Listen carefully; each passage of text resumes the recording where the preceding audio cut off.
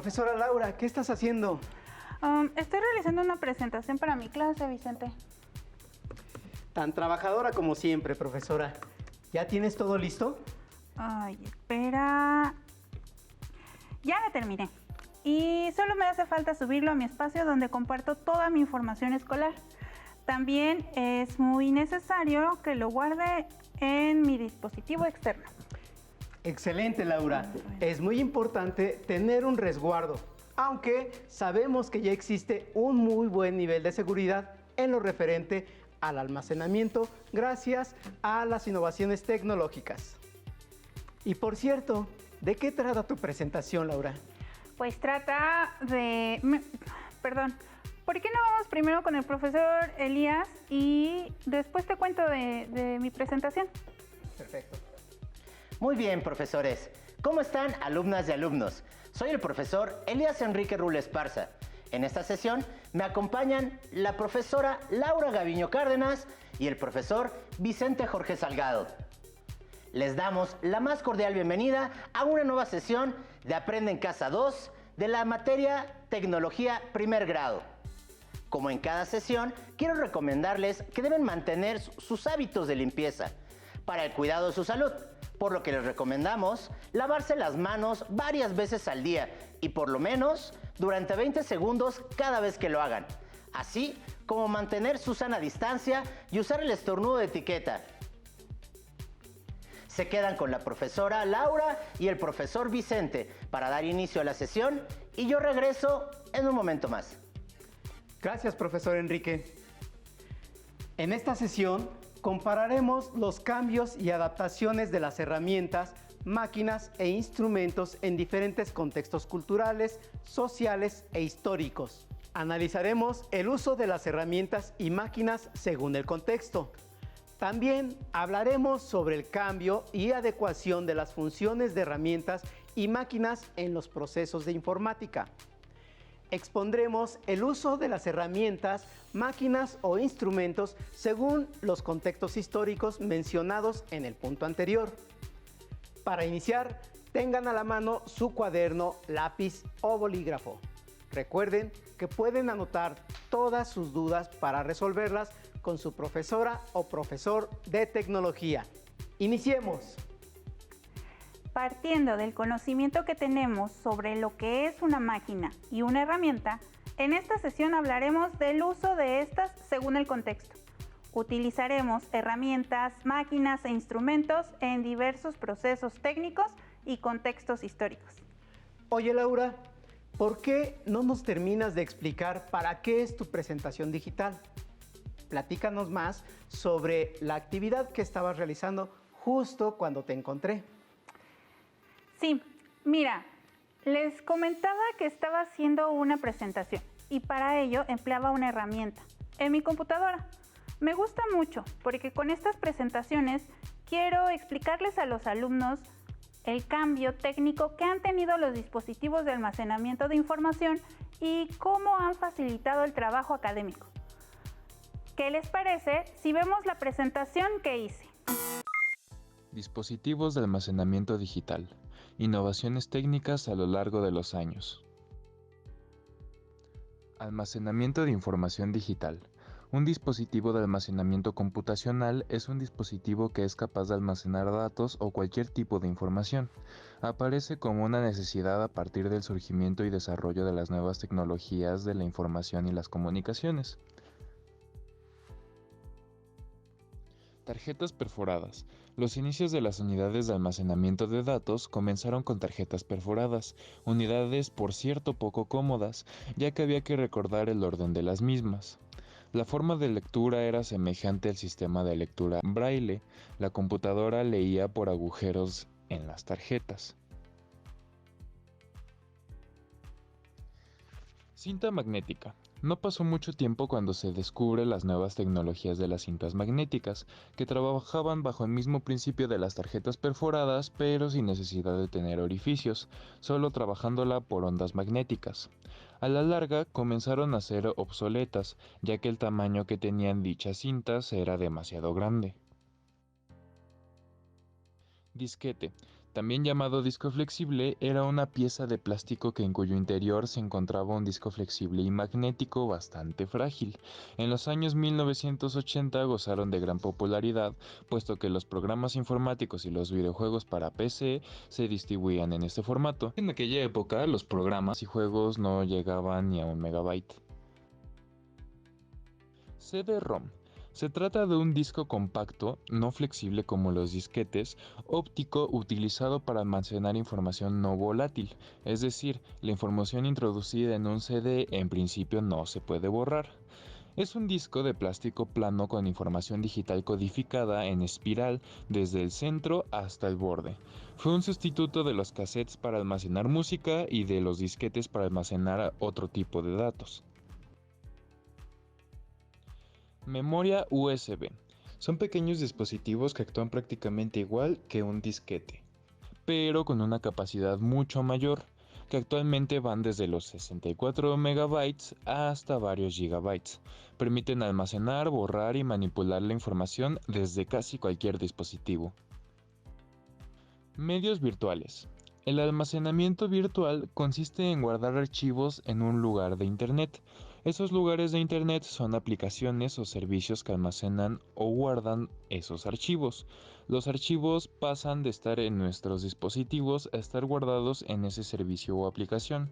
Son en realidad ordenadores, es decir, servidores, conectados a Internet con discos enormes que pueden guardar archivos. Ahora imagina cuál será el medio de almacenamiento digital en el futuro. Otro proceso técnico que se ha innovado de manera paralela a los dispositivos es el de los medios técnicos que se utilizan para mostrar y explicar información a diferentes grupos de personas. Hasta hace poco tiempo, lo más usual era que las presentaciones se realizaran con diversos insumos, por ejemplo, papel rotafolio y cartulinas. Después se utilizaron aparatos para proyectar acetatos. Siguieron las innovaciones y se llegaron a presentar diapositivas o transparencias que, para obtenerlas, se debía tomar fotografía y después mandarlas a revelar para presentarlas. Este proceso se ha innovado hasta llegar a las presentaciones por computadora, las cuales se pueden realizar con diferentes programas. Muy interesante, Vicente. ¿Cómo ha cambiado todo gracias a las innovaciones técnicas? Yo estaba trabajando en la última herramienta que mencionas, es decir, de modo digital. Es una manera muy práctica de trabajar y de almacenar, inclusive guardé mi presentación en un espacio virtual donde puedo compartir toda mi información. Las técnicas de almacenamiento o de datos digitales también han presentado innovaciones importantes a lo largo de la historia. Al inicio, la información no se almacenaba como hoy en día, sino que se guardaba en cintas y tarjetas perforadas. Después se almacenaba en cintas magnéticas y en discos duros. Con la innovación fueron surgiendo otros dispositivos de almacenamiento y poco a poco disminuyeron de tamaño, al mismo tiempo que aumentaban su capacidad. Conforme se hicieron más accesibles los equipos de cómputo, se comenzaron a utilizar discos flexibles de almacenamiento de diferentes capacidades y otros dispositivos de almacenamiento. Mira, aquí tenemos diferentes dispositivos. ¿Te parece si los explicamos? Claro. Mira, me muestras estos discos de 5 1/4. Estos eran unos de los primeros discos que se utilizaron para el almacenamiento. Podemos ver que tienen una muesca aquí en uno de los costados y esta muesca era la que nos permitía determinar si podíamos grabar o no. Cuando la muesca estaba puesta, no podíamos grabar y cuando no estaba puesta, podíamos grabar en los disquetes.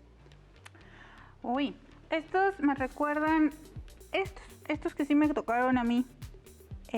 Discos de 3,5. Estos discos de 3,5 me parece que también tenía que ver que esta plaquita te permitía grabar o no. Y recuerdo que tenían muy poquita capacidad, ¿no? 128 gigabytes. No, estos son de 740, 720 megas y después surgieron los de 1.44 megas. Sí, súper poquita información cabía en estos discos. Es correcto. ¿Qué más tenemos? Mira, después surgieron los CDs y en los CDs ya podíamos nosotros almacenar más información y después surgieron los DVDs. En los DVDs podríamos nosotros almacenar hasta 4.7 gigabytes de información. Y bueno, ¿qué nos tienes por este lado? De este lado, bueno, ya tengo algo más actual que seguramente nuestros alumnos y alumnas ya conocen. Primero, las memorias USB. Estas memorias nos permiten guardar más información y son muy prácticas porque son pequeñitas, aunque a veces se pierden. Sí, por supuesto, eso ocurre muy seguido a muchas personas. Y bueno, por último, vamos a concluir este espacio mencionando que también nosotros en los espacios virtuales que tú mencionabas podemos almacenar información y si tenemos cuenta personal tenemos al menos 15 gigas y si quieren pueden comprar más. Exacto, de una manera virtual. Es correcto. Estos discos yo recuerdo que se maltrataban muy fácil. Era muy fácil que les entrara el polvo y esto dañaba toda tu información y podías perder todo tu trabajo en un ratito. Poco a poco se fueron perfeccionando las técnicas de almacenamiento y hoy podemos tener en menor espacio mayor capacidad de almacenamiento, al igual que una mejor seguridad y el polvo ya no es un problema. Además, son un poco más resistentes a los cambios de temperatura. Laura, ¿me permites este disco? Claro. Este disco justamente es de lo que comentábamos. En menor espacio tenemos mayor capacidad. Este disco duro es de 4 teras. Eso es mucha información y está totalmente protegido del polvo.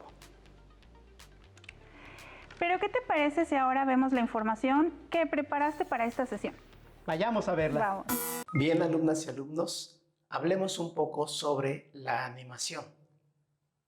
La animación es un medio de expresión audiovisual en donde se combinan de manera perfecta imágenes en movimiento y sonidos para contar una historia o para explicar ideas. La animación tradicional es aquella en donde se dibuja cada fotograma de manera individual, generando así la representación de movimiento. Los escenarios y los personajes poseen solamente 2 dimensiones. También se usa el término dibujo animado para denominar a las series y películas que utilizan o que son creadas con esta técnica. A los dibujos animados que se realizan de forma tradicional también se les conoce como animación 2D, animación tradicional o animación clásica. Posteriormente se crean las animaciones en 3 dimensiones y a esta técnica se le conoce como animación en 3D. Sin embargo, de todas las técnicas de animación, la del dibujo animado es, además de la más antigua, históricamente hablando, la más popular. Dentro de la animación 3D existe una técnica que se conoce también como fotograma por fotograma, cuadro por cuadro o animación foto a foto. En los últimos años también se ha popularizado su nombre en inglés, stop motion. En esta técnica no se animan dibujos o imágenes planas, sino objetos estáticos e inmóviles colocados frente a una cámara. La sensación de movimiento se consigue capturando estos objetos desplazándose ligeramente fotograma a fotograma, manteniendo la orientación y la dirección en relación al cambio de movimiento. Posteriormente, al reproducir los fotogramas uno tras otro, se genera esa sensación de movimiento. Aunque se puede animar prácticamente cualquier objeto tridimensional con esta técnica, lo más habitual es utilizar muñecos con una estructura metálica interna y articulada, figuras de plastilina o de algún otro material moldeable, así como también maquetas y modelos a escala. Ahora les invito a que vean el siguiente cortometraje realizado con la técnica de fotograma por fotograma y se realizó con una velocidad de 14 fotogramas por segundo. Al finalizar, regresaremos a la sesión.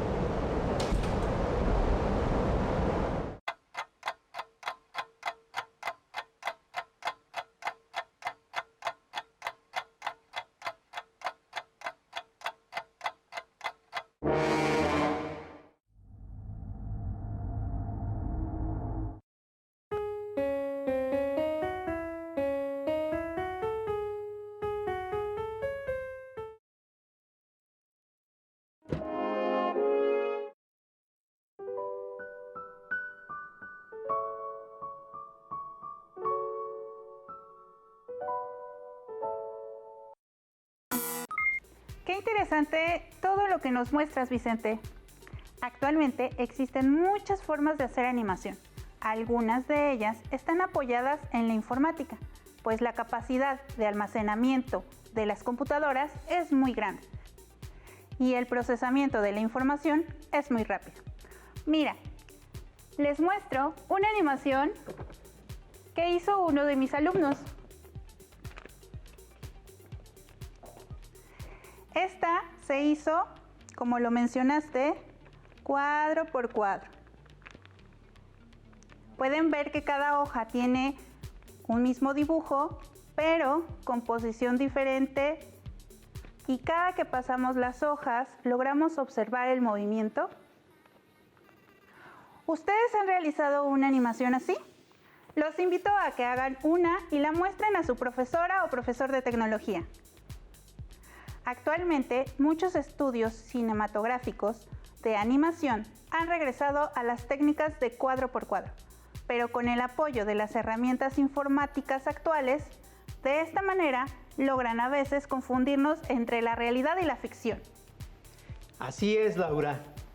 Las herramientas informáticas han permitido una innovación impresionante a las animaciones y actualmente podemos ver excelentes detalles en las producciones y todo lo trabajan directamente en computadoras de alto desempeño para procesar y almacenar todo este trabajo que se realiza y de esta manera obtener una gran calidad en sonido, efectos especiales y alta definición.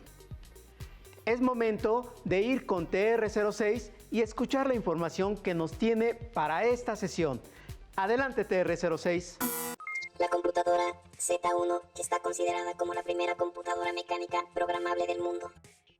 Fue diseñada por un ingeniero alemán entre 1935 y 1936 y se terminó de construir en 1938. Era una calculadora de acción binaria que leía instrucciones de cintas perforadas. Sus funciones eran limitadas, pero representó un gran avance para la época. La computadora fue destruida tras el bombardeo a Berlín en 1943. La Z1 se podía programar por medio de una cinta perforada y tenía una memoria de 64 palabras. Gracias, TR06. La Z1 fue una gran innovación para el ámbito informático y para el mundo. Oye, Laura, ¿tú sabías que las computadoras se comunican también? ¿Sabes cuál es el lenguaje de las computadoras?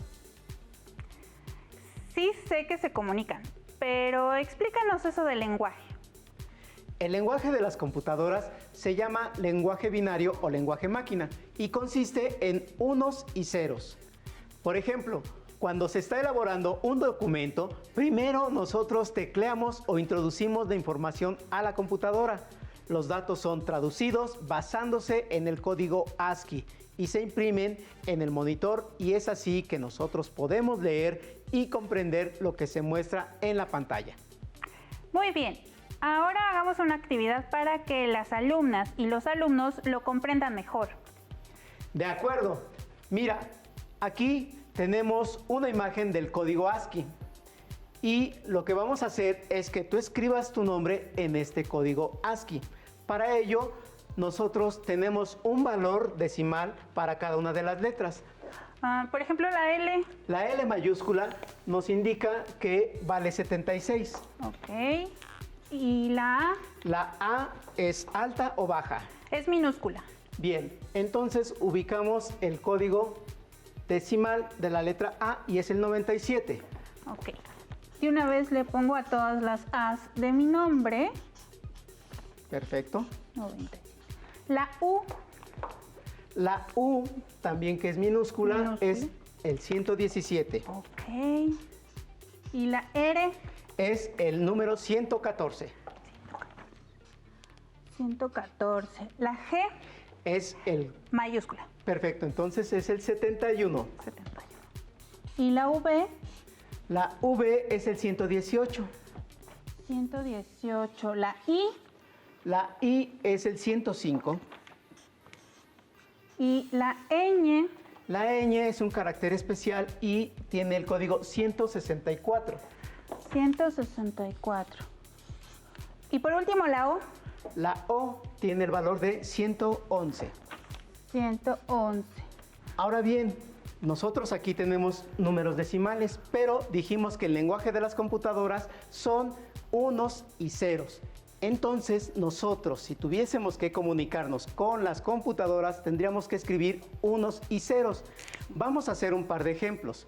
Por ejemplo, para la letra L, ¿qué valor dijimos que tiene? La L 76. 76. Vemos que nosotros, por ejemplo, si nosotros ponemos un 1 aquí, ya tenemos un valor de 64, porque en el binario, dependiendo en dónde está colocado el 1, es el valor que adopta. Nosotros podríamos tener puros ceros y entonces el valor sería 64. Bien, ¿cuántos nos hace falta para llegar al número 76? Serían 12, ¿cierto? Sí. Si yo sumo 8 y 4, entonces ya son 12. Exacto. Y los demás valores los dejamos en 0. Y esto es lo que nosotros tendríamos que poner si quisiéramos comunicarnos con las computadoras. ¿Quieres decir que ese es mi nombre en números binarios? Este solamente corresponde a la letra L.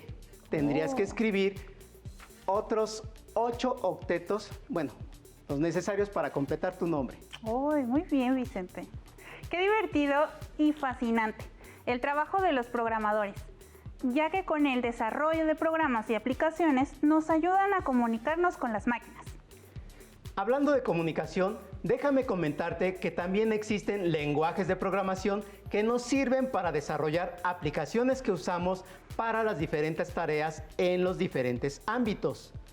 Podemos encontrar lenguajes que pueden ser muy didácticos por su entorno gráfico, hasta los más complejos en donde se requieren grandes habilidades de la lógica, así como un conocimiento profundo del lenguaje empleado para el desarrollo de software. Qué interesante, Vicente. Me gustaría saber qué le pareció al profesor Enrique. Sí, estuvo increíble. Los invitamos a que realicen animaciones cuadro a cuadro y realicen su nombre en código ASCII. ¡Hasta la próxima! Me gustó. Interesante. Estuvo Interactiva y... Pero quedamos que iban a poner mi nombre también. Si tienes dudas o necesitas ayuda, llama al Centro de Apoyo Pedagógico a Distancia. El número de teléfono para secundaria es el 55 36 01 71 23. Si requieres consultar los libros de texto en versión digital, recuerda que los puedes encontrar en la página conalitec.cep.gov.mx. Y recuerda que también cuentas con el sitio aprendeencasa.cep.gov.mx, en donde podrás ver nuevamente los videos de los programas y además encontrarás actividades para fortalecer tus aprendizajes. También te invitamos a que consultes la plataforma nuevaescuelamexicana.cep.gov.mx.